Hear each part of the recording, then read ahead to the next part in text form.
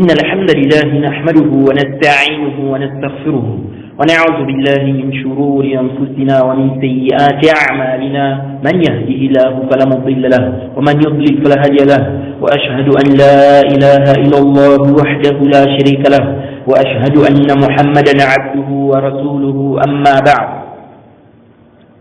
Louange à Allah, le créateur des cieux et de la terre, on loue tout ce qui nous accorde comme bien, comme grâce, on lui demande de prier son prophète Mohammed, sallallahu alayhi wa sallam, sa famille, ses compagnons, et tous ceux qui les ont suivis jusqu'au jour de la rétribution. Celui qu'Allah a guidé, personne ne peut l'égarer. Celui qu'Allah a égaré, personne ne peut le guider. Alors nous sommes dans la deuxième partie de cette réfutation qui s'intitule « Mise au point de la mise au point de Rashid El-Jay ». Dans la première partie, on a pu démontrer quelques faussetés et incompréhensions de Rashid. Alors nous continuons dans le dévoilement et les réfutations de ces ambiguïtés et faussetés. Rashid dit ceci. Même les ennemis du prophète alayhi salatu wassalam à son époque qui voulaient lui faire du mal reconnaissaient son intégrité. Quand ils voulaient mentir sur lui, ils disaient « Ouais mais attends, on va pas lancer cette rumeur, ça marche pas. Tout le monde va savoir que c'est pas possible. Qu'on est des mythos. Pas dire que c'est un menteur. Tout le monde sait que c'est Mohammed al-Amin, le digne de confiance. » Ils reconnaissaient l'intégrité du prophète alayhi salatu wassalam, la bonne moralité. Mais nous aujourd'hui, entre nous, on ne parle même pas de l'image vis-à-vis des non-musulmans. Entre nous, eh bien la balance c'est quoi? Quelquefois, pour certains, c'est la barbe, c'est le qamis, c'est ton qamis il est en dessous les chevilles ou pas, t'as droit à mon salam ou pas, t'es quelqu'un de la bid'a, je dois être dur parce que les salafs étaient durs envers les gens de la bid'a, ils leur serraient pas la main, ils étaient... Et des choses farfelues, des choses Allahu musta'an. Et ça a créé quoi? La division, le sectarisme, et chacun au nom de son groupe qui détient la vérité, soi-disant. Et où sont les textes innamal mu'minuna ikhwa fa-aslihu bayna akhawaykum, que de la théorie. La yu'minu ahadukum hatta yuhibba li akhihi ma yuhibbu li nafsi. Aucun d'entre vous sera un véritable croyant que lorsqu'il aime pour son frère ce qu'il aime pour lui-même. On a l'impression que certaines personnes rêveraient que d'autres personnes fassent partie des gens de l'enfer. Alors qu'il dit la ilaha illallah Muhammadur Rasulullah, parce que tu ne penses pas comme moi, parce que tu ne vois pas comme je vois, et parce que tu ne suis pas le shirk que je suis. Et ça crée de la discorde dans la communauté. Et ça crée de la pagaille dans la communauté. Et chacun revendique son groupe, et chacun revendique son nom. Je ne dis pas qu'il n'y a pas des groupes égarés, qu'il n'y a pas de sectes égarées. Il y a de l'exagération malheureusement dans plusieurs tendances et groupes.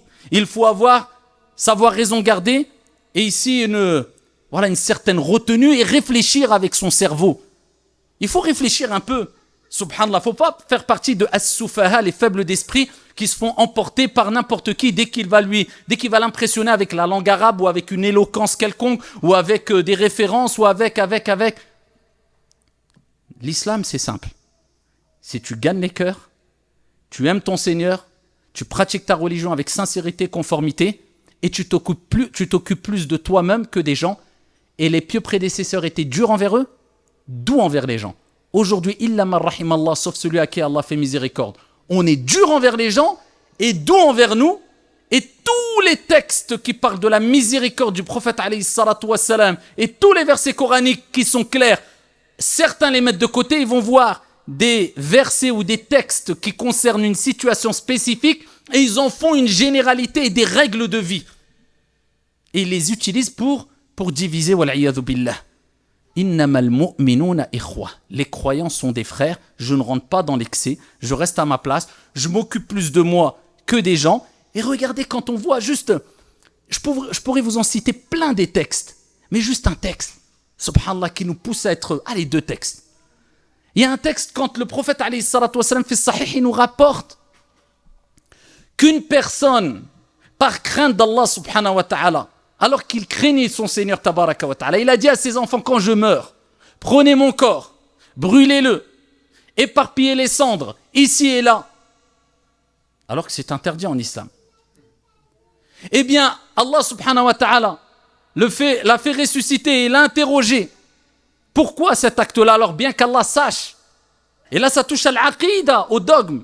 Ce que certains savants ont dit, c'est comme s'il prétendait qu'Allah n'allait pas le ressusciter. Et ici, c'est une déficience grave dans l'aqida, dans la croyance de croire que Allah ne va pas te ressusciter.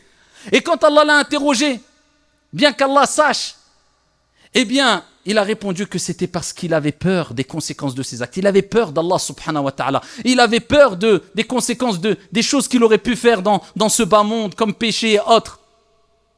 Et Allah a rappelé qu'il a dit vrai et Allah lui a pardonné. La miséricorde d'Allah dépasse sa colère. Pour que nous, on agisse avec dureté tout le temps envers les gens, en souhaitant presque leur égarement, presque en invoquant contre eux. Irham man fil ardi yarhamuka man fis sama. On en fait quoi de ces textes-là? Fais miséricorde aux habitants de cette vie d'ici-bas. Celui qui est dans les cieux te fera miséricorde. Alors, le prophète avait un bon comportement, ça c'est clair. Cependant, malgré son bon comportement, il a été quand même détesté par des gens. Et jusqu'à aujourd'hui, il y a des gens qui le détestent. À cause de quoi? À cause de son message. Tu peux avoir un bon comportement, cela ne va pas empêcher que tu aies des ennemis. Tu ne peux pas satisfaire tout le monde.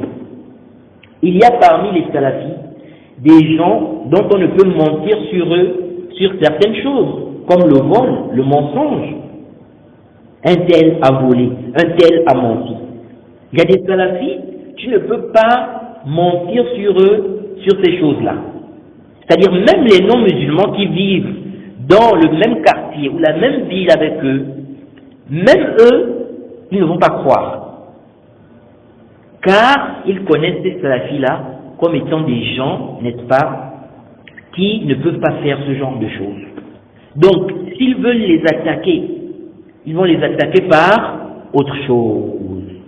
Comme par exemple, de dire ils sont durs, ils dénigrent les savants, ce sont des égarés. Mais dire que ce sont des menteurs, n'est-ce pas, c'est-à-dire qu'ils mentent volontairement ou bien ce sont des voleurs, ils ne peuvent pas. Et Rachid cite plusieurs choses qui sont pourtant recommandées et il mélange cela avec des choses qu'il qualifie de farfelues. Allahu musta'an. La barbe, le qamis, s'il est en dessous des chevilles ou pas, le boycott.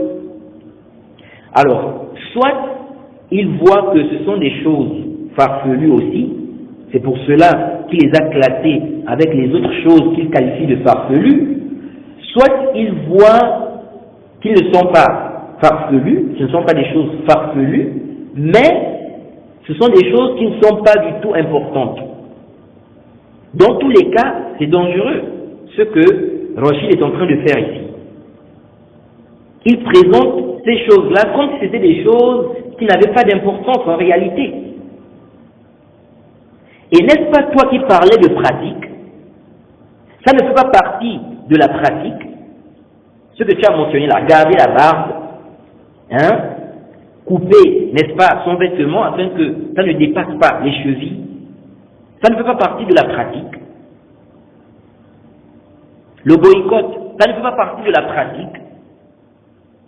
Ou bien la pratique demandée chez toi rentre dedans le fait de rester avec les innovateurs, Jade, se raser la barbe, laisser traîner son vêtement en dessous des chevilles. C'est cela la pratique chez toi. Pourtant, tu dis toi-même, concernant la barbe, le fait de garder la barbe, qu'on ne dit pas que c'est une mauvaise chose. Qu'on ne dit pas que c'est une mauvaise chose. Mais garder la barbe, quelle est son focus? Quelle est sa sentence? C'est obligatoire. C'est obligatoire. Et on avait déjà détaillé cette question, comme je l'avais déjà dit. Ensuite, ce qui crée la division, ce sont les sectes en réalité. Le faux, le fait de s'écarter de la vérité, de ce qui est recommandé. Il dit, où sont les textes? Les croyants sont des frères, réconciliés entre vos frères. Mais qu'est-ce que tu ne comprends pas, Rachid? Attends, toi tu es plus soucieux que le prophète. Le même prophète qui dit que le musulman est le frère du musulman, c'est le même prophète qui a demandé de boycotter 3 musulmans, Ka'b ibn Malik et ses 2 compagnons. Plus d'1 mois, le prophète a demandé de les boycotter plus d'1 mois. Le hadith dans le Sahih. C'est le même prophète qui a demandé de s'écarter des gens qui ont des ambiguïtés. C'est le même prophète qui a demandé de combattre les Khawarij. Et pour beaucoup de savants, les Khawarij sont des musulmans.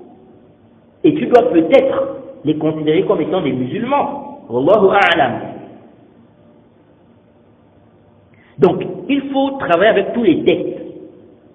Il ne faut pas juste prendre une partie des textes et tu laisses une autre partie. Crois-tu en une partie du livre et tu en délaisses une autre partie? N'est-ce pas toi qui as laissé croire que tu es contre les Ikhwan? Maintenant tu t'approches sur leurs preuves que tu as toi-même citées.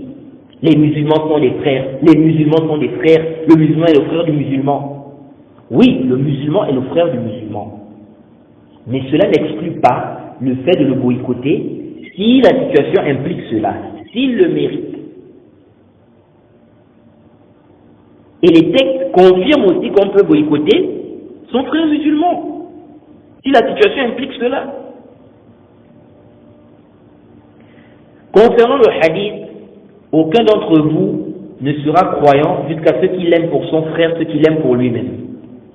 Tout d'abord ici, lorsqu'on dit aucun d'entre vous ne sera croyant, ici il s'agit de la foi complète. C'est-à-dire, aucun d'entre vous ne sera croyant d'une foi complète jusqu'à ce qu'il aime pour son frère ce qu'il aime pour lui-même.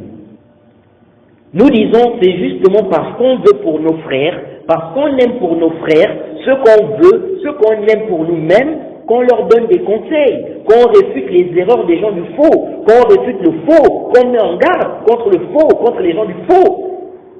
C'est justement parce qu'on aime pour nos frères ce qu'on aime pour nous-mêmes. On veut que nos frères soient guidés. On veut que nos frères ne soient pas, n'est-ce pas, dans ces ambiguïtés, dans ces faussetés, qu'ils ne suivent pas ce qui est faux. C'est pour cela qu'on essaie, n'est-ce pas, d'aider nos frères afin qu'ils soient à l'abri en réfutant le faux, en mettant en garde contre le faux, en mettant en garde contre les gens du faux, afin que leur venin ne se propage pas, afin que les faibles en science ne soient pas touchés par leurs ambiguïtés, par des faussetés. Attends, Rachid, dis-moi un peu.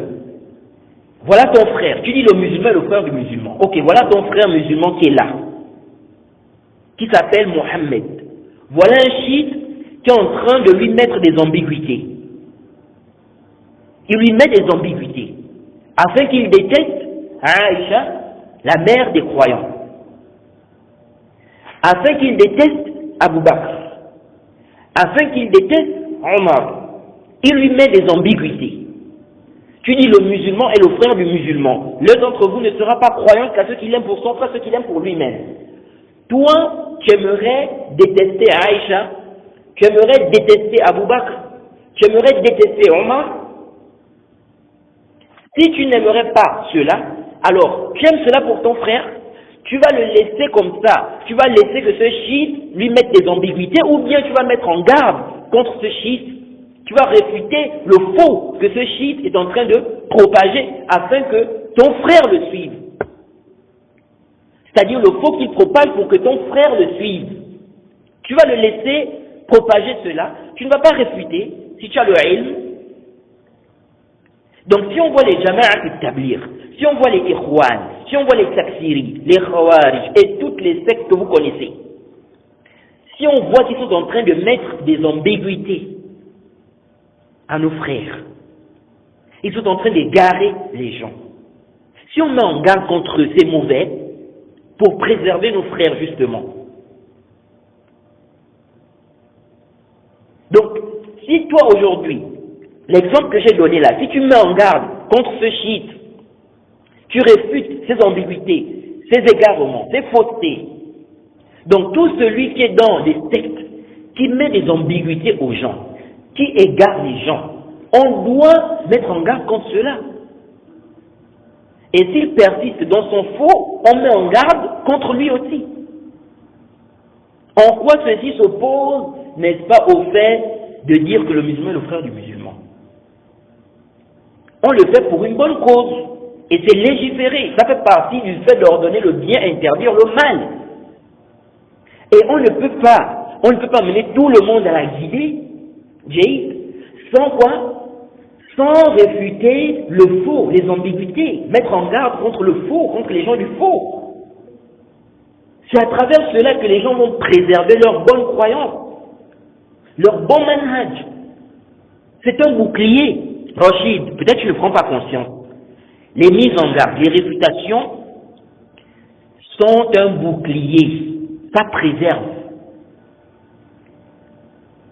C'est une cause. C'est quoi? C'est une cause permettant de préserver, n'est-ce pas, la bonne croyance des gens, le bon manhaj des gens, ce qui est juste.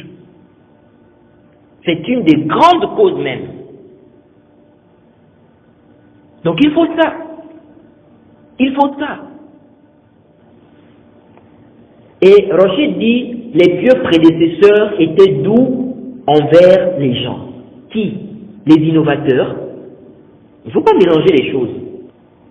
Et puis la question de dureté, de douceur, cette question peut changer en fonction des circonstances, en fonction des gens, n'est-ce pas, qui sont en face de toi, en fonction des gens à qui tu t'adresses. Il y a des gens, la douceur passe avec eux. Il y a d'autres personnes, c'est la dureté qui fait en sorte qu'ils reviennent sur le haqq. Donc, attention. Et c'est toi en réalité ici qui prends une partie des textes et en fait une généralité et des règles de vie. Et tu utilises cela pour diviser. Car en parlant comme tu parles là, c'est mettre la haine dans les cœurs de tes suiveurs envers les salafis. En fait, tu reproches quelque chose, mais en réalité, toi-même tu es dedans. Les croyants sont des frères, oui, mais cela ne veut pas dire qu'il ne faut pas boycotter son frère si, n'est-ce pas, une situation implique cela. Si, n'est-ce pas, il mérite cela. Ou cela ne veut pas dire qu'il ne faut pas réfuter ou mettre en garde. Concernant le hadith de l'homme qui a demandé à ses enfants de le brûler, ce texte, tu n'as pas à le citer ici en réalité, car cet homme, Allah lui a pardonné, car il a ignoré, ala sahih, comme dit le cheikh al-Islam Ibn Taymiyyah.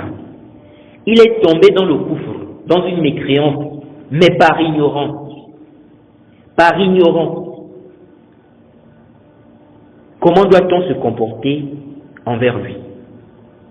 Et ce hadith fait partie des arguments des savants qui ont dit que quelqu'un peut tomber dans un acte de mécréance par ignorance, ok, sans sortir de l'islam. C'est parmi les arguments, et le cheikh al-Islam s'argumente de ce texte-là, et c'est assez apparent. Tu crois que cet homme-là, si on lui avait dit, Allah va demander, n'est-ce pas, à tes cendres de se reconstituer. Et tu seras debout devant Allah. Allah va demander à tes cendres de se reconstituer. Et tu seras debout devant Allah. Si on lui avait dit cela et qu'il avait dit, cela m'est égal. Je sais cela. Et cela m'est égal. Tu crois qu'Allah devait, n'est-ce pas, lui pardonner comme dans le hadith? La miséricorde d'Allah surpasse sa colère, cependant, il se met aussi en colère. Allah se met aussi en colère. Il ne faut pas oublier cela. Son châtiment est dur aussi. Allah dit quoi? Allah dit, soit 15 versets 49 à 50, selon une traduction rapprochée, informe mes serviteurs que c'est moi le pardonneur, celui qui fait miséricorde, et que mon châtiment est certes le châtiment douloureux. Allah dit quoi? Allah dit, informe mes serviteurs que c'est moi le pardonneur, celui qui fait miséricorde, et que mon châtiment est certes le châtiment douloureux. Est-ce que vous suivez ça? Donc, il faut les deux. C'est pour cela que nous disons, dans la da'wah, il ne convient pas, il ne faut pas parler aux gens en leur exposant uniquement le fait qu'Allah pardonne, Allah est miséricordieux, il pardonne les péchés. Est-ce que vous suivez ça? Parce que ça peut conduire à une déviance. Ça va conduire à une déviance. Regardez les chrétiens. Regardez les chrétiens. Vous allez voir un bon groupe, n'est-ce pas, parmi les chrétiens, va te dire Dieu est amour. C'est comme ça qu'ils disent Dieu est amour. Et tellement ils ont cette pensée-là que cela fait en sorte qu'ils banalisent, n'est-ce pas, certains péchés. Cela fait en sorte qu'ils n'ont plus la crainte en fait. Parce que pour eux, ils te disent quoi? Ils te disent que Dieu est amour. Il pardonne, il nous aime. Est-ce que vous suivez ça? Donc, parler aux gens seulement du fait qu'Allah est miséricordieux, n'est-ce pas? C'est le plus miséricordieux des miséricordieux. Parler aux gens, n'est-ce pas, du fait qu'Allah pardonne. Se limiter à cela, ça c'est une défaillance dans la da'wah. Et ça va conduire à une déviation, à une déviance. De même, parler aux gens en leur disant seulement qu'Allah châtie, Allah punit. Ou bien dans ta da'wah, on voit que tu insistes ou tu parles du châtiment, du châtiment, du châtiment, du châtiment. Allah châtie. Le châtiment d'Allah, n'est-ce pas, est douloureux. Tu parles des textes, il y a les menaces. Celui qui fait comme ça, voilà. Celui qui fait comme ça, voilà. Et tu délaisses le fait de parler aussi de la miséricorde d'Allah, du pardon d'Allah, etc. Ça aussi dans ta da'wah, si tu te limites à ce côté-là, donc si tu es seulement en train de faire peur, ça peut conduire les gens à l'excès, à avoir des cœurs durs. Ça peut conduire même des gens à la croyance des Khawarij. Et ça va conduire les gens dans une déviance. Ça peut même conduire les gens à délaisser la religion. Parce qu'ils vont se dire que non, c'est trop dur. Que ça, c'est quel Seigneur qui n'est pas miséricordieux. Parce que tout le temps, on parle du châtiment. Menace, châtiment, menace, châtiment, menace. Mais regardez, vous allez voir qu'il y a certains, n'est-ce pas, certains non-musulmans qui critiquent, n'est-ce pas, parfois l'islam. Car pour eux, ce qu'ils ont entendu d'Allah, c'est quoi? C'est ce côté-là seulement. C'est-à-dire que pour eux, les gens, quand on parle d'Allah, c'est seulement non, châtiment. Donc, ils ont une image, c'est-à-dire une mauvaise image de la religion. Ils se disent, non, mais ça c'est voilà, un Seigneur qui, voilà, il n'est pas miséricordieux. Alors que non, ce n'est pas ça. Ce n'est pas ça. Donc ça peut me faire fuir. Ça peut faire fuir. Ça peut même faire désespérer. Il y a des gens qui peuvent désespérer de la miséricorde d'Allah. Donc il faut jumeler, il faut les deux. On parle du pardon d'Allah, de sa miséricorde. On montre que Allah est miséricordieux. Mais en même temps aussi, on dit aux gens attention. Ok? Ce n'est pas parce qu'on dit qu'Allah est miséricordieux qu'il faut quoi? Qu'il faut maintenant plonger ou bien tomber dans les péchés, la désobéissance, etc. Non. Donc il faut cet équilibre-là. C'est ça le juste milieu. Donc de même que c'est ça le juste milieu aussi, ce n'est pas de venir, n'est-ce pas, parler aux gens uniquement de la fraternité. Les musulmans sont des frères, les musulmans sont des frères, les musulmans sont des frères. Donc toute cette dernière à ce moment-là, les musulmans sont des frères. Tu ne parles pas du boycott, tu ne parles pas des mises en garde, tu ne parles pas des réputations, tu ne mets pas en garde contre les gens de bid'a, tu ne mets pas en garde contre les sectes, tu ne fais pas des réputations, tu es seulement là, les musulmans sont des frères, les musulmans sont des frères, les musulmans sont des frères, les musulmans sont des frères. Mais tu es en train de rendre un mauvais service d'ailleurs à tes suiveurs, et parmi eux, beaucoup vont s'égarer. Parce qu'ils vont avoir une compréhension de l'islam qui n'est pas bonne. Et ils vont voir les gens qui font les mises en garde là comme étant des méchants, des mauvais, qui sont méchants. Alors que le prophète a dit que le musulman est le frère du musulman. Certains vont même diaboliser la mise en garde. Est-ce que vous suivez ça? Tout ça c'est quoi? C'est toi le sabab. Parce que tu es seulement dans ton prêche, les musulmans sont des frères, les musulmans sont des frères, les musulmans sont des frères. Tu ramènes l'argument des Ikhwan selon toi, selon ce que tu as mentionné, et on te voit dans la vidéo, tu es là accroché à ça, les musulmans sont des frères, les musulmans sont... Mais finalement, tu es avec eux ou pas? Rachid dit il faut réfléchir. Oui, il faut réfléchir. Mais est-ce que toi tu réfléchis vraiment? Ou bien tu suis ta passion? Ensuite, la réflexion qui n'est pas dirigée par la législation, où va-t-elle te conduire? Si selon toi, par exemple, on ne doit pas boycotter un musulman, peu importe les circonstances, et que les preuves montrent clairement, les textes montrent clairement qu'on peut boycotter un musulman, ça dépend des circonstances. Donc les textes prouvent qu'on peut boycotter un musulman. Si maintenant toi, selon ta passion, selon ta logique, tu trouves que ce n'est pas bien, que le musulman est le frère du musulman, Jay, tu fais quoi ici? Tu rejettes les textes?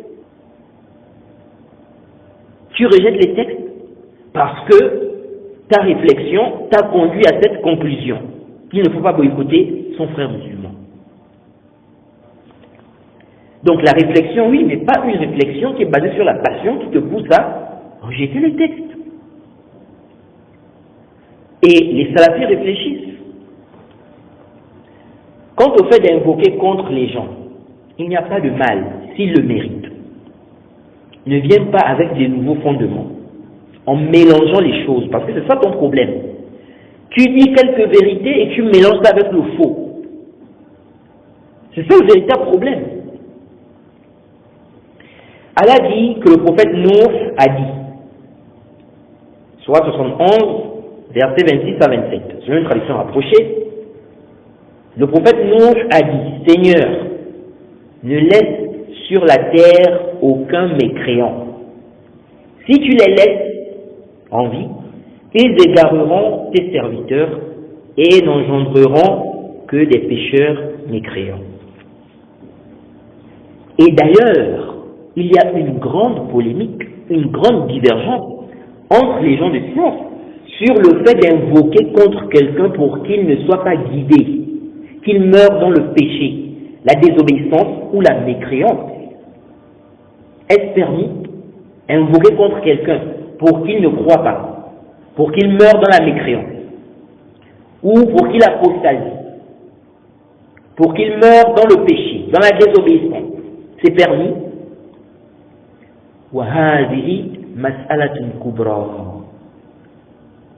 C'est une grande question pour que tu viennes parler de ça de cette façon.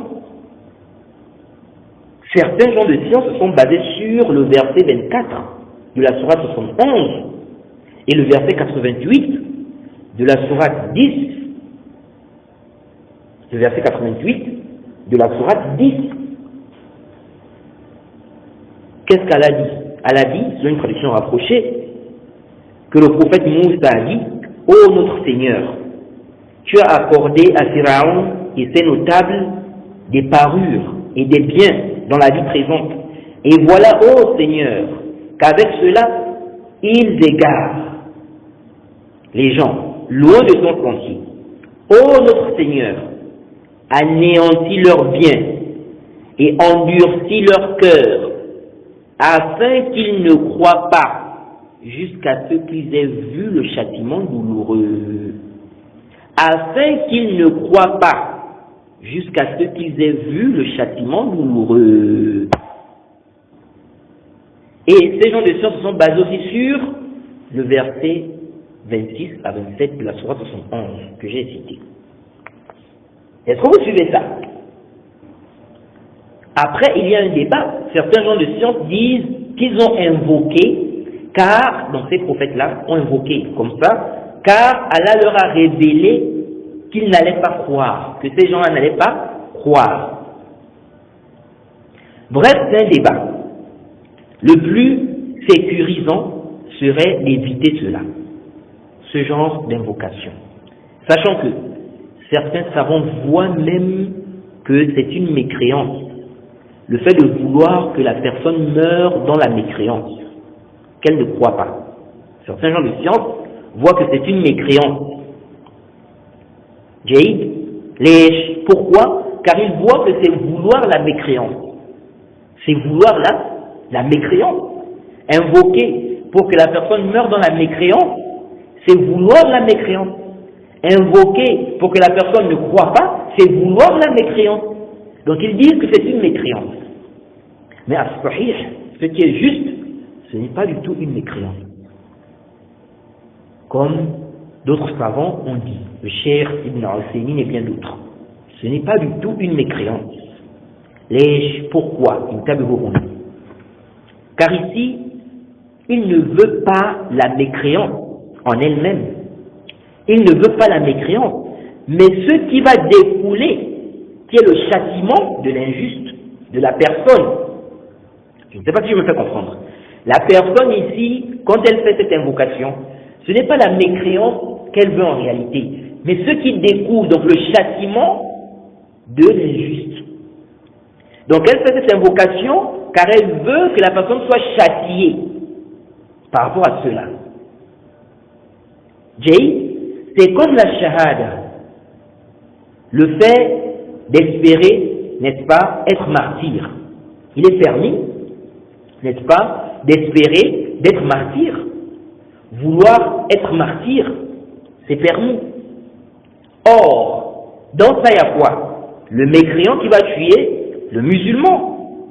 Quand on parle ici du martyr dans le combat, on a ici quoi? Le mécréant qui va tuer le musulman. Or, le fait qu'un mécréant tue un musulman, c'est quoi? C'est un péché. C'est un péché. Mais ici, lorsque la personne espère être martyr, Jade, ce qu'elle vise ici, elle ne veut pas le péché. C'est pas le péché qu'elle veut, en fait. Mais ce qui va découler. Donc, le fait que le mécréant tue le musulman, c'est quoi? C'est un péché. La personne veut être martyr. Donc, la personne veut mourir dans le sentier d'Allah. Donc, c'est pas le péché qu'elle veut, cette personne-là.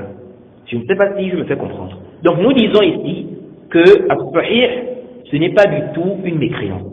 Et An-Nawawi a mentionné cette divergence-là. Mais ce qui est sahih, c'est que ce n'est pas du tout une mécréance. Jaïd, et il a fait le tarjih là, que ce n'est pas une mécréance. Mais c'est évident qu'il est permis d'invoquer contre l'injuste. C'est permis. Jaïd, en dehors du cas qu'on a évoqué là. Jaïd, où on a parlé de la divergence entre les gens de science par rapport à cela. Et le prophète est invoqué contre un peuple. Dans le Sahih Muslim, le hadith numéro 675.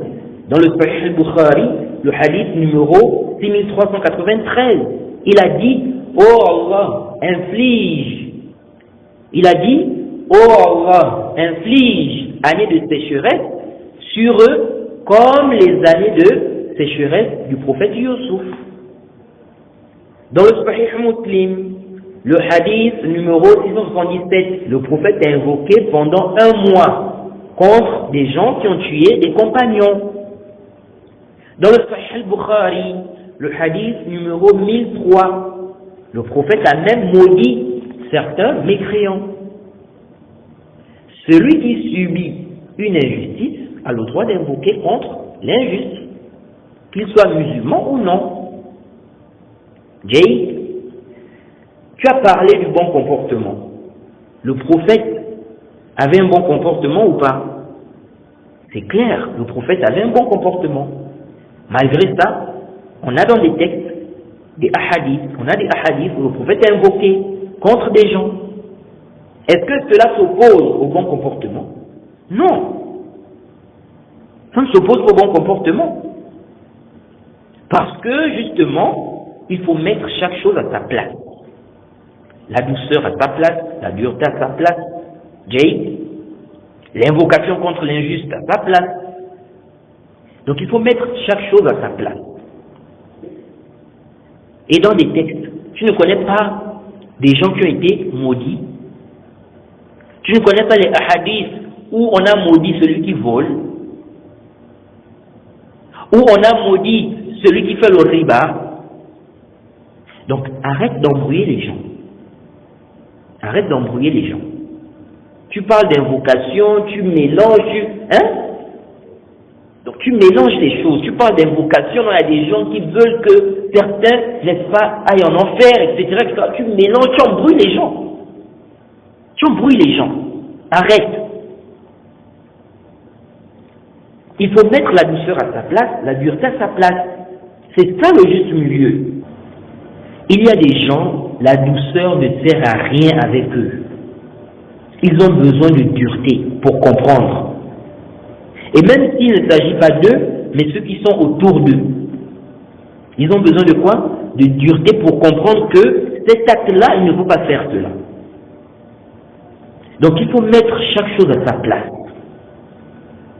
Le fait que le prophète dise « Yarhamu man fil ardi, yarhamku man fis sama » faites miséricorde à ceux qui sont sur la terre, celui qui est au ciel au-dessus des 7 cieux vous fera miséricorde.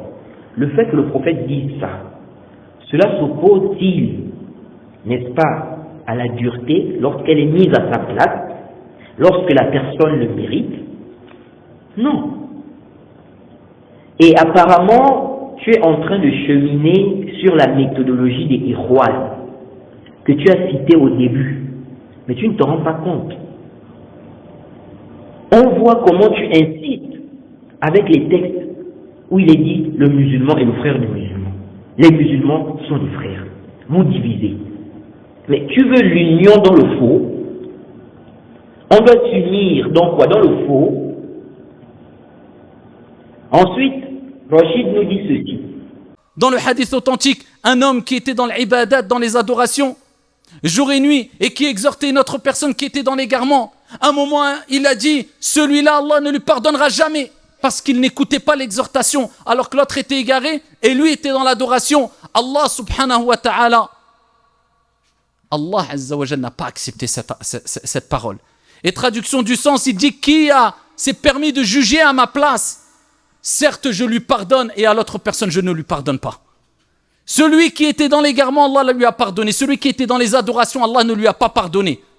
Allah a rappelé sa colère contre cette personne-là. Pour qui te prends-tu?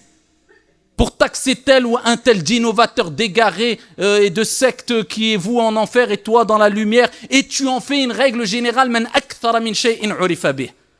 Celui qui a un comportement ou qui a une habitude qu'il répète sera connu pour cela. Je ne dis pas dans certains cas, il ne faut pas mettre en garde. Je ne dis pas dans certains cas, il ne faut pas dénoncer des sectes égarées. Je ne dis pas dans certains cas, il ne faut pas, mais d'en faire un mode de vie. On te connaît que pour ça. Bid'a, bid'a, bid'a, bid'a. Ou alors, il faut sortir, fissabillah, sortir. Ou alors, ikhwan, oui, il faut toujours les mêmes paroles, politique. Oh, arrêtez de nous casser la tête. Les kuli maqamin maqal. Là, c'est le moment de quoi? De prier, laisse-moi prier. Je finis ma prière, je dois avoir une relation sociale même avec les non-musulmans, même avec les animaux, même avec tout le monde, bonne. Alors, concernant ce hadith qui se trouve dans les Sunan Abi Daoud, numéro 4901, et dans le Musnad de l'imam Ahmed, numéro 8292, dans ce hadith où il est dit que quelqu'un était dans l'adoration, il faisait des efforts et l'autre faisait des péchés. Celui qui était dans l'adoration exhortait l'autre en lui demandant d'arrêter. À un moment, il lui a dit « Laisse-moi tranquille. Laisse-moi tranquille. As-tu été envoyé vers moi comme un gardien ?» Et suite à cela, l'autre lui a dit « Par Allah, Allah ne te pardonnera pas. » Et à leur mort, Allah punit celui-là, donc qui a dit à l'autre, celui qui a dit à l'autre qu'Allah ne va pas lui pardonner, Allah le punit, ok, par l'enfer, et l'autre est sauvé. Jaïd. Alors, Huna intabihu. Ce hadith, en réalité, n'a pas sa place ici, Rachid, dans ce contexte-là. Est-ce que tu as entendu un salafi qui a de la science Même un dans l'ignorance, est-ce que tu as entendu un te dire qu'Allah, n'est-ce pas, qu'Allah ne te pardonnera pas, ou un tel? Qu'est-ce qu'il en fait? Car Rachid ici, en réalité, comme on l'a expliqué, toute sa vidéo là est dirigée vers les salafis. Mais comme j'ai dit, il a parlé un peu des Ikhwan, de Jamaat Tabligh pour vous mettre un peu la poudre aux yeux. Sinon, sa vidéo là est dirigée vers les salafis. Celui qui suit bien cette vidéo et qui le connaît bien, il sait cela. Et notre croyance, on a déjà expliqué cela, c'est qu'on ne peut pas dire, n'est-ce pas, à un musulman, même à un mécréant, de manière spécifique, qu'Allah ne lui pardonnera pas. Car qu'est-ce qu'on fait? Il se peut qu'il change. Pour le cas du mécréant, il se peut qu'il revienne à l'islam. Et le musulman, il se peut qu'Allah lui pardonne. Il se peut qu'Allah lui pardonne. Et Rachid ici a fait tout un mélange. En fait, il a mélangé les choses. C'est ce que je vous dis depuis. C'est quelqu'un, il prend un peu de vérité et puis il mélange avec le faux. Et il embrouille comme ça. Il prend la question, n'est-ce pas, qui concerne le fait de taxer quelqu'un d'égaré, d'innovateur. Il mélange ça avec la question de l'enfer. Le fait de dire qu'un tel est voué en enfer. Arrête ce talbis, Rachid. Arrête. Crains Allah. Tu es responsable de tous ces gens que tu vas égarer là. Le Cheikh al-Islam, Ibn Taymiyyah, dit dans le Majmu' al-Fatawa, au tome 8, page 270 à 271, il dit وَالَّذِي عَلَيْهِ أَهْلُ السُّنَّةِ وَالْجَمَاعَةِ وَالْإِيمَانُ بِالْوَعْدِ وَالْوَعِيدِ كما أن ما توعد الله به العبد من العقاب قد بين سبحانه أنه بالشروط بأن لا يتوب فإن تاب الله عليه وبأن لا يكون له حسنات تمحو ذنوبه فإن الحسنات يذهبن السيئات وبأن لا يشاء الله أن يغفر له إن الله لا يغفر أن يشرك به ويغفر ما دون ذلك لمن يشاء وهكذا الوعد له تفسير وبيان. Le Cheikh al-Islam Ibn Taymiyyah dit ceci: ce sur quoi sont les gens de la sunna et de la foi à la promesse, ceux qui croient en la promesse et aux menaces qui sont venues dans les textes, ce sur quoi ils sont, c'est que de même qu'Allah a menacé le serviteur par un châtiment, il a éclairci que ceci est conditionné par le fait qu'il ne se repente pas. S'il se repent, Allah lui pardonne. C'est conditionné par le fait qu'il n'ait pas de bonnes actions qui vont effacer ces mauvaises, car les bonnes actions effacent les mauvaises. C'est conditionné, écoutez bien, c'est conditionné par le fait qu'Allah ne veuille pas lui pardonner. Et ça concerne le musulman. C'est conditionné par le fait qu'Allah ne veuille pas lui pardonner. Allah dit, Allah ne pardonne pas à quiconque lui donne des associés. À part cela, il pardonne à qui il veut. À part cela, il pardonne à qui il veut. Ou en dessous de cela. On peut dire les deux, comme je l'ai déjà expliqué plusieurs fois. Le Cheikh al-Islam dit, c'est ainsi la promesse. Elle comporte des explications, des détails. Et indabruhuna, en guise de profit, lorsque le Cheikh al-Islam mentionne les conditions là ici, ça ne veut pas dire qu'à chaque fois qu'il y a un texte où il y a une promesse, ces conditions doivent être citées. Ça ne veut pas dire qu'à chaque fois qu'il y a, n'est-ce pas, une menace, les conditions là doivent être mentionnées dans le même texte. Non, le Cheikh al-Islam avait déjà expliqué cela. Et j'avais déjà détaillé cela. Et c'est ce qui a égaré beaucoup de gens qui ne voient pas l'excuse pour cause d'ignorance dans les questions de kufr ou bien de shirk. Ils vont prendre des textes où on voit que celui qui fait tel acte, n'est-ce pas, devient mécréant. Ils vont dire, voilà, on n'a pas mis comme condition ici, n'est-ce pas, qu'il faut que la personne ait connaissance. Mais ils ne comprennent pas que non, ce n'est pas comme ça. Du moment où on a déjà des textes, même un seul texte, qui montre que celui qui tombe dans une grande mécréance par ignorance, il est excusé, ceci suffit déjà pour comprendre les autres textes à la lumière de ce texte-là. Donc, ce n'est plus nécessaire qu'à chaque fois, n'est-ce pas, qu'Allah parle d'une mécréance, n'est-ce pas, qu'il mentionne cela, qu'il mentionne cette condition. Est-ce que vous suivez ça? Et la question de l'excuse pour cause d'ignorance, on a déjà parlé de cela, et on en parlera encore en détail si Allah le veut, mais on a déjà détaillé que ce n'est pas aussi toute ignorance qui est excusée. Jay? Donc il est important de comprendre cela. Lorsqu'on dit que celui qui fait ceci entrera au paradis, c'est une promesse, mais il y a des conditions. Mais ce n'est pas nécessaire que cette condition-là soit citée à chaque fois que le prophète dit celui qui fait ceci entre au paradis, on cite ça. De même pour la menace, si on dit celui qui fait ceci ira en enfer, celui qui fait cela ira en enfer, ce n'est pas nécessaire qu'à chaque fois on dise sauf si Allah lui pardonne. Sauf si Allah lui pardonne. Non. J'ai concernant des péchés qui n'ont pas atteint le degré de la grande mécréance.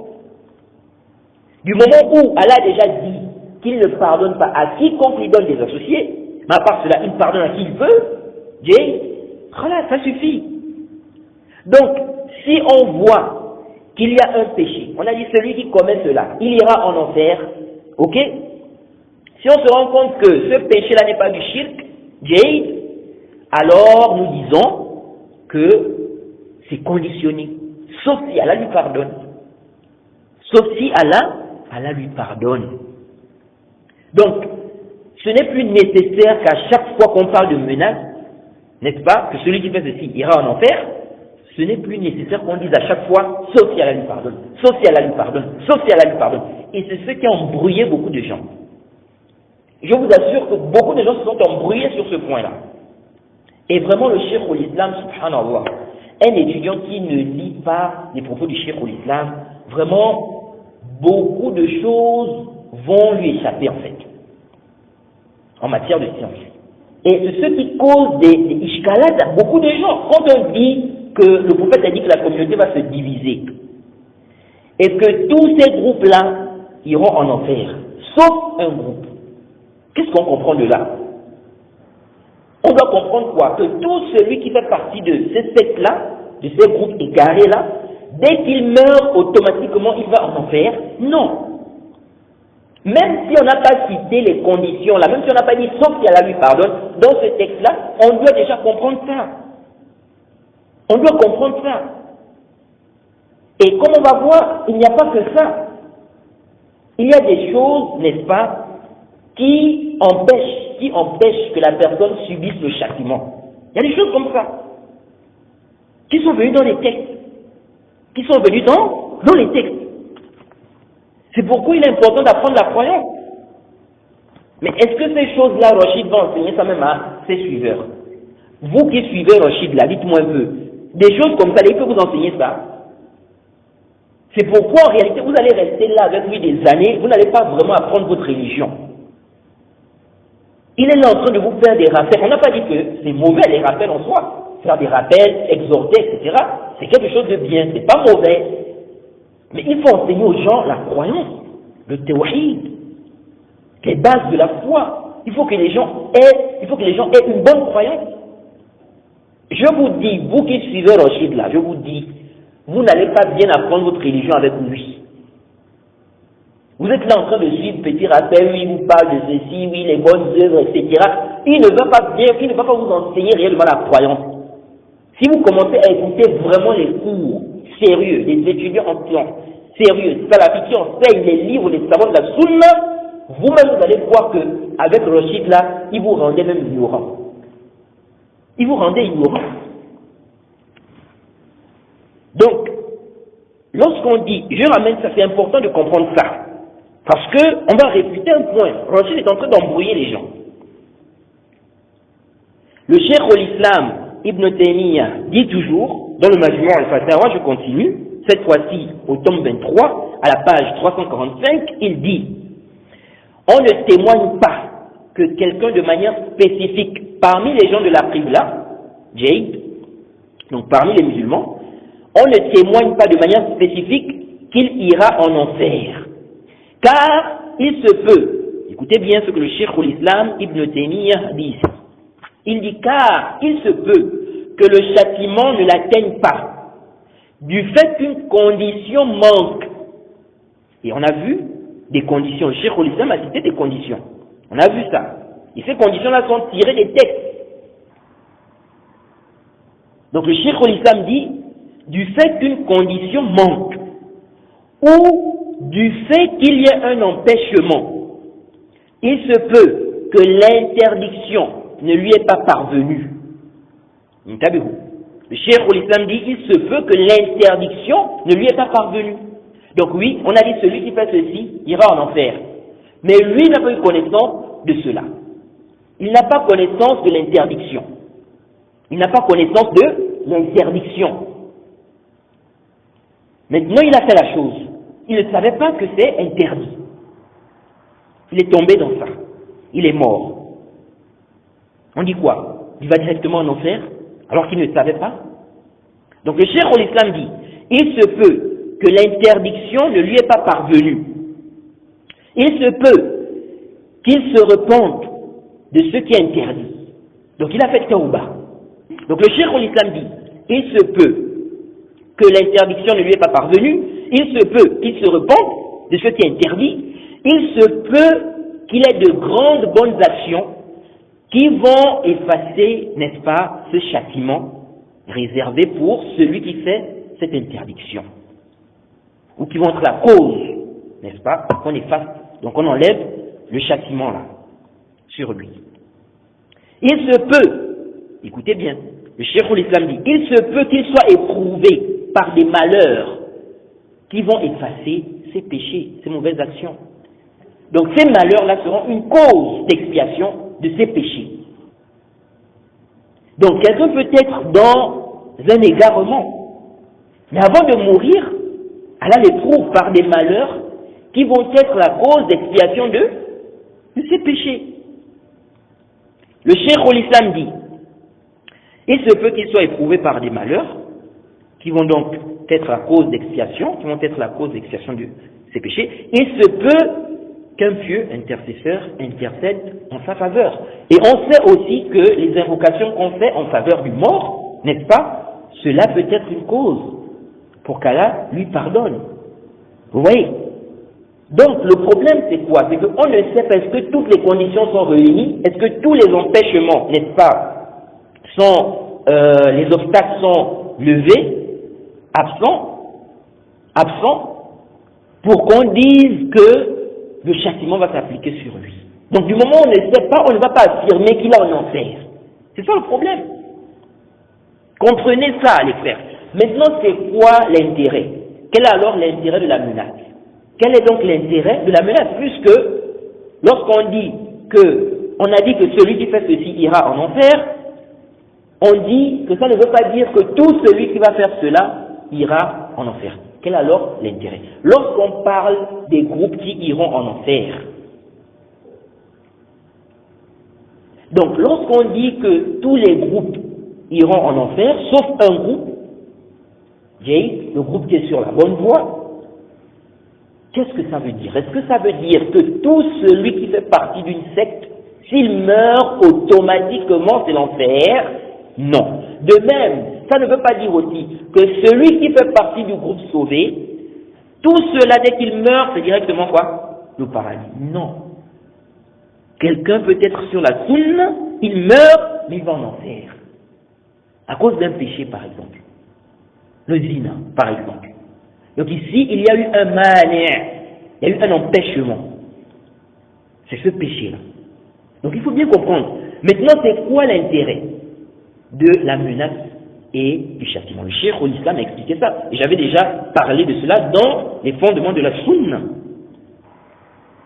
Je crois la partie où l'imam Ahmed parle, n'est-ce pas, du fait de témoigner que quelqu'un est en enfer. Dans cette partie-là, parmi les gens de l'Afrique, là, je crois, c'est là-bas où j'ai parlé de cela. Le Cheikh l'Islam, et je crois que j'avais même lu cette parole du Cheikh l'Islam, si je ne m'abuse, le Cheikh l'Islam dit dans le Majmou' al-Fatawa, au tome 12, page 484, il dit: on ne témoigne pas qu'une personne de manière spécifique est en enfer, car on ne sait pas si la menace s'applique sur elle. Car pour que la menace s'applique sur quelqu'un de manière spécifique, il faut que les conditions soient réunies et qu'il n'y ait pas d'empêchement. Et nous ne savons pas si les conditions sont réunies et les empêchements dissipés sur son cas, de manière spécifique. Quel est alors l'intérêt? Le Cheikh l'Islam dit, l'intérêt de la menace, c'est l'éclaircissement que ce péché est la cause impliquant ce châtiment. Mais son effet peut être conditionné par la présence de ces conditions et l'absence de ces empêchements. Jade, fin de citation. Donc le Cheikh l'Islam nous fait comprendre ici que l'intérêt, c'est de comprendre que ça, c'est une cause. Lorsqu'on dit, n'est-ce pas, que tous les groupes là vont aller en enfer, sauf un groupe, ce sont ceux-là qui sont sur la bonne voie, les gens de la Sunna, les salafis. Ça veut dire quoi? Ça veut dire que être dans une secte est une cause qui conduit en enfer. C'est une cause qui conduit en enfer. Mais ça ne veut pas dire que tout celui qui est dans une secte, automatiquement, il va aller où? En enfer. Car cela est conditionné. Il faut réunir les conditions et il faut qu'il n'y ait pas d'empêchement pour que, n'est-ce pas, la menace s'applique. De même pour la promesse. Lorsqu'on dit le groupe sauvé, ça veut dire que être sur la sunna, être salafi, c'est une cause qui te permet d'entrer au paradis. Mais ça ne veut pas dire que tout celui qui est sur la sunna, tout celui qui est salafi, s'il meurt, il va directement au paradis. Non. Car il y a des conditions. Et il ne faut pas qu'il y ait des empêchements. J'espère que je suis clair sur le sujet. On peut taxer quelqu'un d'égaré, d'innovateur, si on a des preuves. Mais dire à quelqu'un de son vivant qu'il est condamné, qu'Allah ne lui pardonnera pas, non. Et même un musulman qui meurt, même si c'est un innovateur, on ne doit pas dire cela. Qu'il est condamné, qu'il ira en enfer, de manière spécifique. Mais ça ne veut pas dire qu'il était bien guidé. Ça ne veut pas dire qu'il était bien guidé. Allah pardonne tous les péchés. Allah pardonne tous les péchés en dehors du shirk. Celui qui meurt sur le shirk, dans le shirk, sans excuse valable, c'est l'éternité en enfer. Jade, Allah pardonne tous les péchés, sauf le shirk. Sauf le shirk. Comme c'est venu dans le verset. Quelqu'un qui laisse des audios, des cassettes, où il y a de l'égarement, ça égare les gens. On doit mettre en garde contre cela. Si les gens le prennent en référence, le suivent, etc., il égare les gens, ok? C'est quelqu'un qui était égaré, on met en garde contre lui. Pour éviter que les gens ne puissent le suivre. Mais, est-ce qu'on doit témoigner, on doit dire qu'il est en enfer? Qu'est-ce qu'on en fait? Mais c'est un mauvais signe que de mourir dans l'égarement, dans la bid'a. Mais, cela ne veut pas dire qu'on va affirmer qu'il ne sera pas pardonné. Jay. Après, il y a la question du mécréant, le mécréant qui meurt. Est-ce qu'on peut dire de manière spécifique qu'il est en enfer? Ça, c'est un débat entre les gens des sciences. On avait déjà parlé de cette question dans les fondements de la sunna. Mais concernant le musulman, tu ne dis pas qu'il est en enfer. Jay. Et le hadith, justement, c'est ça. Il n'a pas dit à l'autre, tu es égaré. Il a dit, Allah ne te pardonnera pas. Donc quand tu dis, pour qui te prends-tu pour taxer tel ou un tel innovateur d'égaré et de secte qui est voué en enfer, tu es en train de mélanger le faux et le vrai. Et c'est le prophète qui a mentionné que toutes les sectes iront en enfer. Il n'y a qu'un groupe qui sera sauvé. C'est le prophète qui a mentionné cela. Donc si on se rend compte que des gens ne suivent pas les caractéristiques, les bases, les fondements, ou bien la voie, les gens ne suivent pas la voie, n'est-ce pas, de ceux-là qui seront sauvés, ok? Pas qui seront sauvés parce qu'on veut dire ça comme ça de notre propre tête, non, par rapport au texte.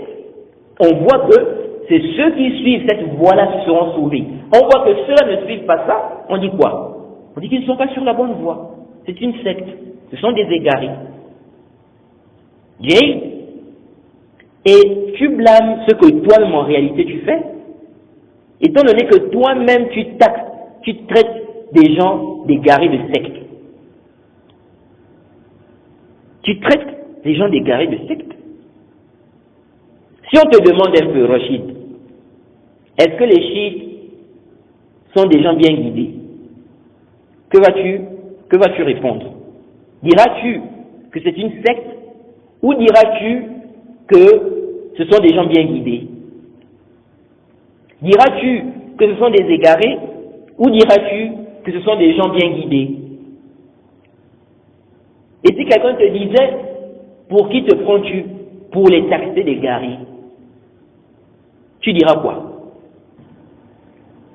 Et toi-même, tu considères les salafis comme étant des gens qui sont dans une secte. Pour toi, c'est une secte. Ce sont des sectaires. Mais enfin, il ne faut pas jouer avec les raisons des gens. Donc, lorsque toi tu taxes les salafis du sectaire, pour qui te prends-tu aussi? Si quelqu'un te dit ça aussi. Donc, il faut bien comprendre les choses, les frères. Vous qui suivez Rachid, comprenez bien les choses. Cet homme est en train de vous embrouiller. On a le droit de taxer quelqu'un d'égaré. On a le droit de taxer d'égaré, d'innovateur, de secte, si on a des preuves. Jay, si on a quoi? Si on a des preuves. Zayd est un innovateur. Amr est un innovateur. Mais dire que Zayd ira en enfer s'il meurt, Allah ne va pas lui pardonner? Non. Ou bien, si Zayd meurt, dire qu'il est en enfer. Ou bien Amr, dire qu'il est en enfer? Non. Quelqu'un peut dire, mais tu as dit que ce sont des innovateurs, des égarés, non? On dit oui, mais est-ce qu'on sait si les conditions sont réunies pour qu'ils subissent le châtiment? Parce que pour subir le châtiment, il y a des conditions. Et il ne faut pas qu'il y ait des empêchements. Mais ça, on ne sait pas. Donc on s'abstient. On s'abstient de dire qu'il est en enfer. Mais est-ce que c'était un égaré? Oui, c'était un égaré. Comprenez ça, les frères. Il ne faut pas qu'on vous perturbe, on vous embrouille avec des shubhat. Donc il n'y a pas de corrélation dans notre jugement. Quelqu'un ne doit pas dire, comme on a dit qu'un tel est un innovateur, ça veut forcément dire qu'on doit dire aussi, dès qu'il meurt, qu'il ira en enfer. Donc de manière spécifique. Donc Rachid est en train de mélanger les choses et d'embrouiller les gens. Ensuite, pour qu'il ne soit pas réfuté, il essaie de se rattraper. Ou plutôt, il essaie de faire un petit talbis. En disant, je ne dis pas dans certains cas qu'il ne faut pas mettre en garde ou qu'il ne faut pas dénoncer les sectes égarées. Ah, les sectes égarées. Donc il y a les sectes égarées. Pour qui te prends-tu? Pour taxer de sectes égarées. Il dit, je ne dis pas, dans certains cas, qu'il ne faut pas mettre en garde ou qu'il ne faut pas dénoncer les sectes égarées. Mais d'en faire un mode de vie. On ne se connaît que pour ça. Bida, bida, bida, bida. Alors ici, il y a du talbis en fait. Après avoir découragé ses suiveurs au sujet des mises en garde, des réfutations, après avoir donné, n'est-ce pas, une mauvaise image des salafis, il vient ici, il dit, mais attention, hein, je ne dis pas qu'il ne faut pas, dans certains cas, mettre en garde. Vous voyez ces gens-là, comment ils sont?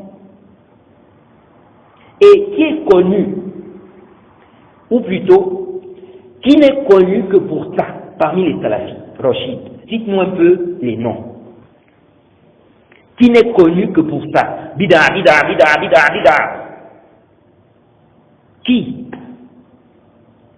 Quant à nous, nous sommes dans la da'wa. Nous avons des cours sur le tawhid, des cours sur le fiqh, des exhortations, des cours dans le hadith, des cours dans le manhaj, des réfutations, des mises en garde. Et ce n'est pas fini, Inch'Allah. Nous avons encore beaucoup de choses à proposer ou à exposer, n'est-ce pas, à la Ummah. Et qu'Allah nous facilite cela. Et tous les prédicateurs salafis qui ont de la science, que je connais, tous les prédicateurs salafis qui ont de la science que je connais, aucun d'eux n'est connu que pour dire bida, bida, bida, bida, bida.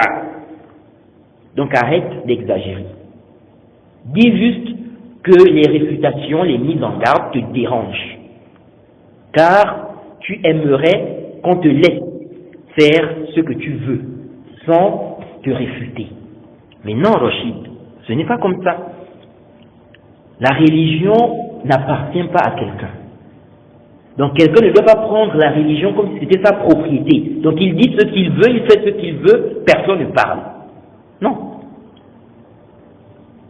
Ce n'est pas la propriété de quelqu'un. Pour qu'il dise non, c'est pour moi, laissez-moi. Et même lorsqu'une chose est ta propriété, as-tu le droit de faire tout ce que tu veux avec cette chose? Bref. Ensuite, Rachid dit ceci. Normalement, si toi tu prétends suivre la sunna, quand on t'évoque Abdallah quoi de tel quartier, qu'est-ce qu'on doit sortir normalement? Masha'Allah. Allah iberk, oh il est, masha'Allah, quand il te parle, oh, c'est une compagnie, subhanallah. Vous savez, le prophète il a dit, les alliés d'Allah, vous savez c'est qui? Ce sont ceux qui, quand on les voit, tu te rappelles d'Allah. Juste en les voyant, tu dis, macha, ton cœur s'apaise. Si c'est le cas, abshir, réjouis-toi. C'est un des signes, Inch'Allah, qu'Allah t'aime, qu'Allah a mis le qaboul, que tu es sur la voie droite. La vraie voie droite. Mais si par contre, quand on t'évoque, Billah, mon frère, il me dit même pas salam, je sais pas pourquoi. Parce qu'un jour, il m'a dit, t'étais avec une personne qui était, je sais pas, bizarre, ambigu, il écoutait, je sais pas qui, voilà, je sais pas, il me salame pas. Quand je suis avec un tel, il me salame pas. Mais par contre, quand il va dans une administration, ce qui doit être fait, parce qu'il a un intérêt mondain, bonjour madame. Bien sûr que c'est bien de le faire. Croyant, non croyant, respect. L'islam appelle au respect de manière générale, claire et catégorique. Mais quand tu vois ton propre frère qui dit la ilaha illallah Muhammad Rasulullah, qui est avec toi, qui est... Subhanallah, on dirait que tu as vu un adou. Donc voilà. En tout cas, que ça soit Sophia, que ça soit tous ces groupes-là, pas d'excès, pas d'exagération. Tu me dis que tazkiyatun nafs, on évoque Allah subhanahu wa ta'ala conformément à ce qui a été rapporté. On a des rappels voilà, où on se concentre sur la purification de l'âme, sur le rappel d'Allah, sur tout cela. C'est très bien avec des références connues, claires, établies, acceptées, répandues dans la communauté musulmane auprès des savants. Aucun souci. Maintenant, je ne connais pas de manière précise ce cas que vous m'avez cité, mais si on commence à rentrer par exemple dans le soufisme, au nom du soufisme, je dis, et on commence à pendant 6 heures, et on commence à sortir et danser et faire des pirouettes dans la mosquée, pas besoin d'être un savant pour dire, oh là, il y a anguille sous roche. Allahu a'lam. Alors, lorsqu'on le mentionne chez qui en réalité? Des égarés, des ignorants, des gens de bien, chez qui en fait, il y a des prêcheurs, jusqu'à aujourd'hui, ils sont incompris dans leur peuple, dans leur village, dans leur pays, dans leur ville. Le problème ne vient pas d'eux, mais de leur peuple. Leur niveau est trop faible, par exemple, ou ils sont trop égarés, ou bien les cœurs sont durs, ou ils ne veulent rien savoir de ces prêcheurs-là, car on leur a déjà, n'est-ce pas, dit des choses, des mauvaises choses sur ces prêcheurs-là. On a déjà terni l'image de ces prêcheurs-là auprès d'eux. Donc, pour eux, ils voient déjà ces prêcheurs-là comme étant des mauvaises personnes. Donc, ils ne veulent pas écouter ces gens-là. Il faut comprendre aussi ces réalités-là. Ce n'est pas seulement de dire non, les salafis ceci, des gens ceci ou cela, non. Il y a un pourquoi du comment. Et il y a des gens, malgré leur bon comportement, mais comme ils ne sont pas sur le même manhaj, le fait de les citer, certaines personnes ne veulent pas. Ils ne veulent même pas entendre leur nom. Ce n'est pas un problème de comportement. Ils ont un bon comportement, mais ils n'ont pas le même manhaj. Donc ceux-là les détestent, parce qu'ils ne sont pas sur la même voie. Et donc ils ne veulent même pas entendre leur nom. Donc on ne prend pas ça comme argument pour dire que voilà, ce sont des mauvaises personnes, non. Le prophète Mohammed, sallallahu alayhi wa sallam, qui va dire que le prophète n'avait pas un bon comportement. Pourtant, jusqu'à aujourd'hui, tu vas trouver des mécréants qui ne veulent même pas entendre parler de lui. Ils ne veulent même pas entendre parler. Dès que tu cites son nom, le prophète Mohammed a dit il ne veut pas. Les Rawafid, ils détestent Abu Bakr, Omar, Aïcha et plusieurs compagnons. Ils maudissent même Abu Bakr, Omar. Tu dis quoi de cela? Ça veut dire que Abu Bakr et Omar n'avaient pas des bons comportements. Donc, il ne faut pas embrouiller les gens. Et c'est normal si la majorité des gens sont égarés. Si la majorité des gens ne sont pas salafis, il n'y a rien d'étonnant que les salafis soient détestés par cette majorité des gens. Est-ce que vous suivez? Toi-même, Rachid, tu crois que tu es mentionné chez les salafis en bien, les salafis te mentionnent en bien. Ensuite, il y a plusieurs salafis avec eux, les gens sont apaisés. Ils sont gentils, mais cela ne veut pas dire qu'ils doivent être doux envers celui qui mérite la dureté. Concernant la comparaison entre le mécréant et le musulman, lorsque Rachid essaie de comparer en disant non, le mécréant, le non-musulman, tu vas, tu le salues, et ton frère musulman, tu ne lui passes pas le salam. Tu ne lui passes pas le salam.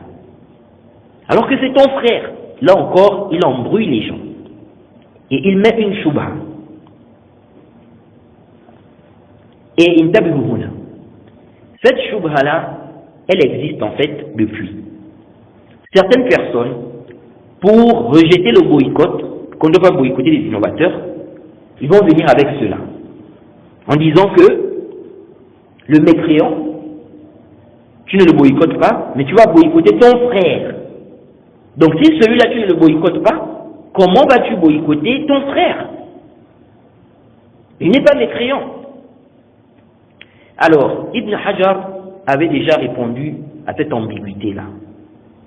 Dans le Fath, au tome 10, page 497, il dit je vous assure que ces questions-là, vous n'allez pas apprendre ça avec Rachid. Vous qui suivez Rachid là, il ne va pas vous apprendre ces choses-là. Vous n'allez pas vraiment apprendre avec lui apprendre correctement. Il est seulement pour vous faire des rappels, oui, ceci, on va parler de, voilà, le voisinage, etc., etc. Et il vous met des shubhat. Il vous met des shubhat. Ibn Hajar dit, وقد استشكل كون هجران الفاسق أو المبتدع مشروعا ولا يشرع هجران الكافر وهو أشد جرما منهما لكونهما من أهل التوحيد في الجملة. Ibn Hajar dit, il y a eu un ishkal. Des gens ont eu un ishkal concernant le fait qu'il est légiféré de boycotter le pervers ou l'innovateur, mais qu'il n'est pas légiféré de boycotter le mécréant. Pourtant, son crime est plus grand que le pervers et l'innovateur. Car ils font partie, de manière générale, des gens du tawhid. Donc, le pervers et l'innovateur. Donc, il y a eu un ishkal. Comment comprendre? Ibn Hajar dit, وَأَجَابَ Ibn Battal. Il dit que Ibn Battal a répondu à cela. Qu'est-ce qu'il a dit? Il dit, وَأَجَابَ Ibn Battal بِأَنَّ لِلَّهِ أَحْكَامًا وَهُوَ أَعْلَمُ بِشَأْنِهَا وعليهم التسليم لأمره فيها فجنح إلى أنه تعبد لا يعقل معناها. Ibn Hajar dit qu'Ibn Battal a répondu à cet ishkal, à ce problème-là. Il dit qu'il a dit qu'Allah a des sentences qui renferment des profits, des intérêts pour les serviteurs. Et il les connaît mieux. Et eux doivent se soumettre. Ils doivent se soumettre à ses ordres. Ibn Hajar dit, il a soutenu la position qu'on fait cela par adoration. On ne connaît pas pourquoi. C'est-à-dire, on ne sait pas pourquoi il est légiféré de boycotter l'innovateur, le pervers, mais pas le mécréant. On le fait par adoration. On le fait par adoration. Ça, c'est une position. Ensuite, il dit, et regardez, ici, là, il n'a pas rejeté les textes. Il n'a pas, n'est-ce pas, il ne s'est pas dit, bon, comment ça, on va boycotter le pervers, le mubtadi', et on ne boycotte pas le mécréant. Donc, on rejette les textes, où on demande de boycotter, ou bien là où, n'est-ce pas, on voit qu'il est autorisé de boycotter le pervers, ou bien on demande de boycotter l'innovateur, on met ça de côté. Non.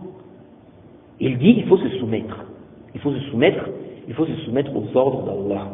Même si, n'est-ce pas, on ignore les sagesses. Il fait comprendre qu'on le fait par adoration.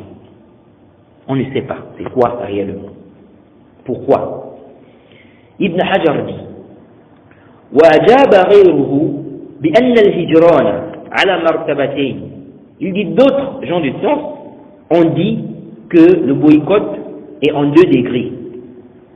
Al-hijran bil-qalb, donc boycotter avec le cœur, par le cœur, ou al-hijran bil-lisan, boycotter avec la langue. Donc tu ne parles pas à la personne. Il dit, fal-hijran al-kafir bil-qalbi. Donc, on boycotte le mécréant à travers le cœur, par le cœur.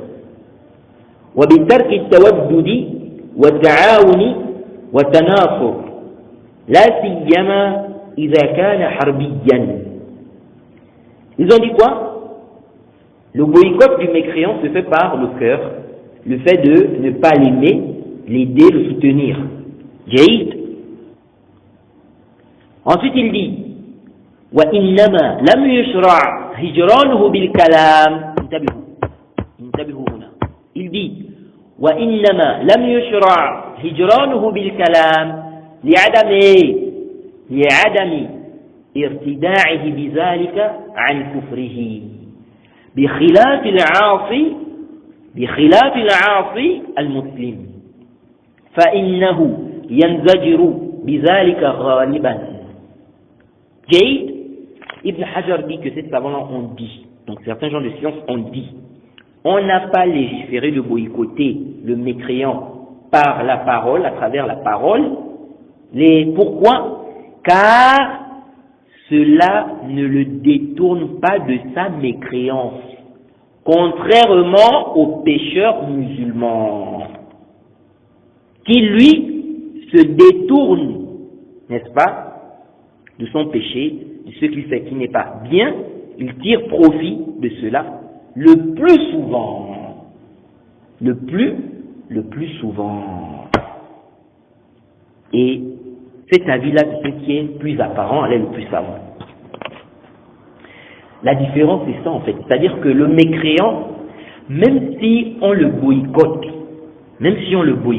en réalité, cela n'agit pas dans le fait qu'il délaisse sa mécréance.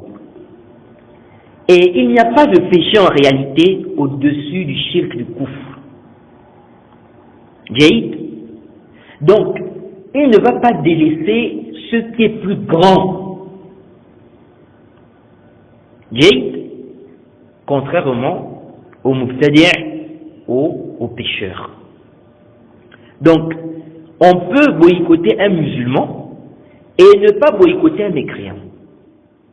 Maintenant, est-ce qu'il est permis de boycotter un mécréant par la parole? Est-ce qu'on peut boycotter le mécréant?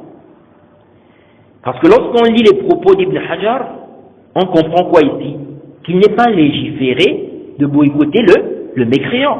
Mais à Sahih, c'est légiféré.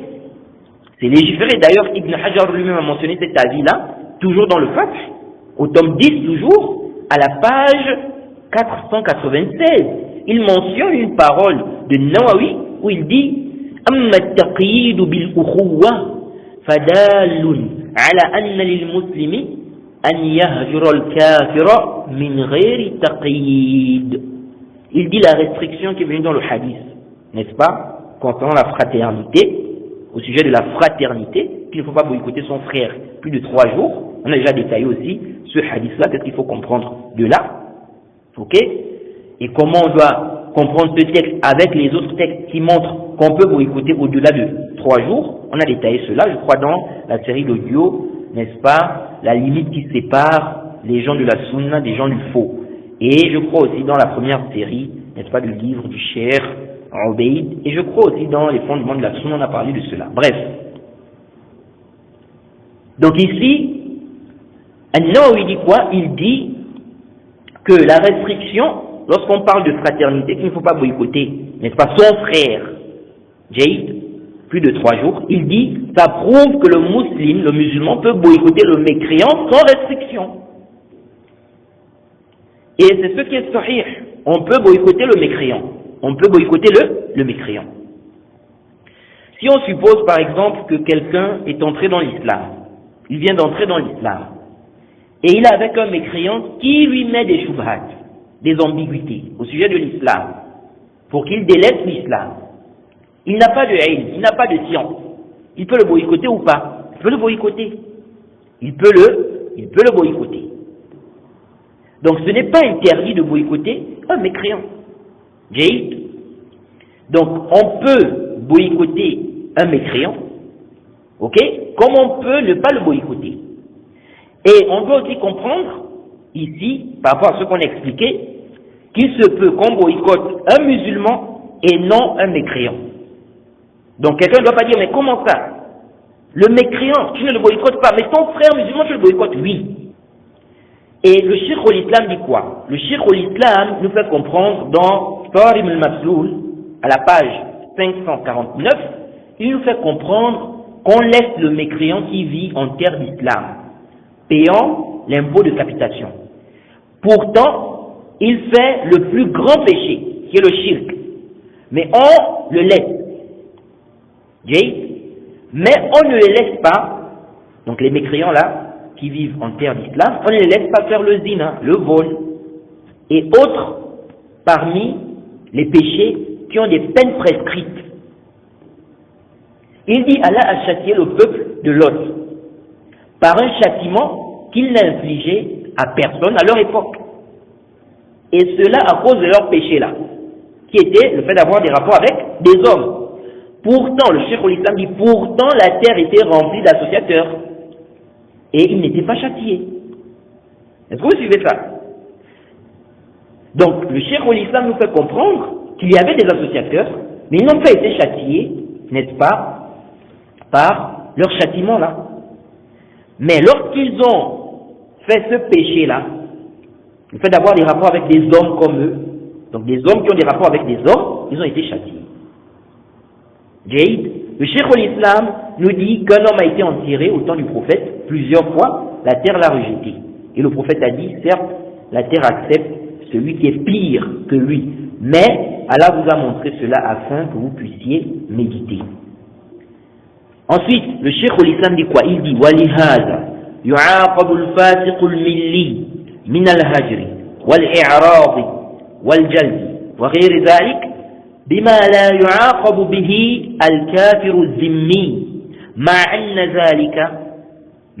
ذلك أحسن حالا عند الله وعندنا من الكافرين. Le Cheikh al-Islam dit, c'est pour cela qu'on punit le pervers de la religion par ce par quoi on ne punit même pas le mécréant qui est zimmi, tel le boycott. Donc le Cheikh al-Islam cite ici le boycott. Et le boycott, n'est-ce pas, fait partie également des punitions. Il dit, tel, le boycott, c'est une sorte de punition. Il dit, tel le boycott, le fait de se détourner de lui, le fouetter et autres. Pourtant, sa situation, donc ce pervers, donc celui qui est musulman là, qui est pervers, il dit pourtant sa situation est meilleure auprès d'Allah et auprès de nous que le mécréant, que la situation du mécréant. Fin de citation. Le Cheikh al-Islam dit encore, dans Majmu' al-Fatawa, au tome 28, page 181, il dit, les péchés qui renferment une injustice envers autrui et qui causent du tort dans la religion et dans la dunya ont un châtiment plus grand dans la dunya, dans la dunya, que ceux qui n'en comportent pas, qui n'en renferment pas. Même si le châtiment de celui-là est plus grand, ou pire, dans l'au-delà. Jaïd, dans l'au-delà. C'est-à-dire, un péché qui renferme, n'est-ce pas, une nuisance qui cause du tort dans la religion, dans la dunya, ce péché-là peut avoir un châtiment qui est, n'est-ce pas, plus grand que dans l'au-delà. Jaïd, que dans l'au-delà. Il dit, de même, on punit ceux qui commettent des crimes parmi les musulmans par ce par quoi on ne punit pas les ahlul zimma parmi les mécréants, même si le mécréant a un châtiment plus dur, n'est-ce pas? Il a un plus grand châtiment, un châtiment, n'est-ce pas, qui est pire dans l'au-delà que le châtiment du musulman, qui va être, n'est-ce pas, châtié dans l'au-delà. Est-ce que vous suivez ça?